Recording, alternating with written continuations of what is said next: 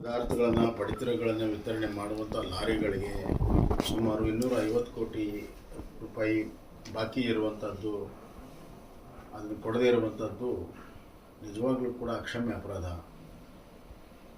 ಇವರು ಹಣಕಾಸಿನ ನಿರ್ವಹಣೆಯಲ್ಲಿ ರಾಜ್ಯ ಸರ್ಕಾರ, ಮುಖ್ಯಮಂತ್ರಿಗಳು ಸಂಪೂರ್ಣ ವಿಫಲಾಗಿದ್ದಾರೆ. ಮೇಲೆ ಸುಳ್ಳು ಹೇಳ್ತಾರೆ. ಹಿಂದಿನ BJP ಸರ್ಕಾರದಲ್ಲಿ ಸಾಕಷ್ಟು ಯೋಜನೆಗಳ ಹಣವನ್ನು ಕೊಟ್ಟಿದ್ದೇವೆ,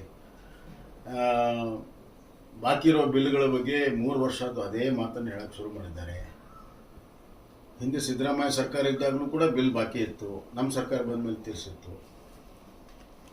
ಆದಾಗ್ಯೂ ಕೂಡ ರಾಜ್ಯದ ಪ್ರಗತಿಗೆ ಯಾವುದೇ ಹಣಕಾಸಿನ ತೊಂದರೆ ಆಗದಂತೆ ಕೋವಿಡ್ನಲ್ಲಿಯೂ ಕೂಡ ಅಭಿವೃದ್ಧಿಯನ್ನು ಸನ್ಮಾನ್ಯ ಯಡಿಯೂರಪ್ಪ ಅವರ ನೇತೃತ್ವದಲ್ಲಿ, ತದನಂತರ ನನ್ನ ಸರ್ಕಾರ ಕೋವಿಡ್ ನಂತರ ಆರ್ಥಿಕವಾಗಿ ಸದೃಢವಾಗುವಂಥ ಕೆಲಸ ಮಾಡಿದ ಹಿನ್ನೆಲೆಯಲ್ಲಾದರೂ ಕೂಡ ಈ ಸರ್ಕಾರ ಹಣಕಾಸಿನ ನಿರ್ವಹಣೆ ಸರಿ ಮಾಡಬೇಕಾಗಿತ್ತು, ಸಂಪೂರ್ಣ ವಿಫಲ ಆಗಿದೆ.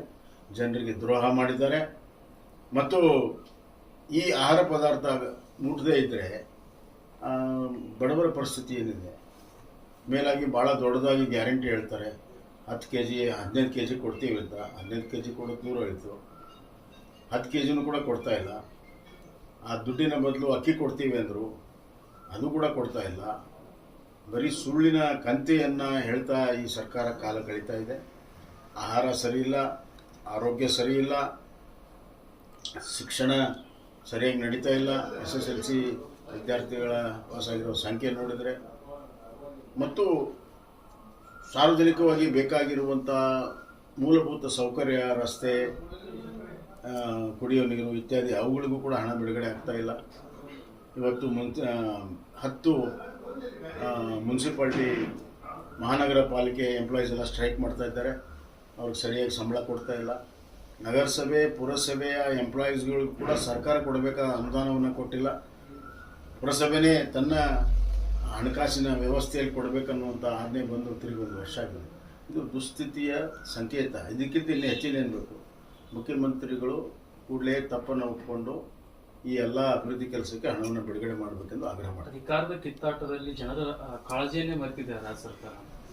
ನೋಡಿ, ನಾನು ಮುಖ್ಯಮಂತ್ರಿ ಬಿಡಲ್ಲ, ನಾನು ಮುಖ್ಯಮಂತ್ರಿ ಆಗ್ತೀನಿ ಅನ್ನುವಂಥ ಹಗ್ಗ ಜಗಾಟದಲ್ಲಿ ಆಡಳಿತವನ್ನು ಸಂಪೂರ್ಣವಾಗಿ ಮರೆತಿದ್ದಾರೆ.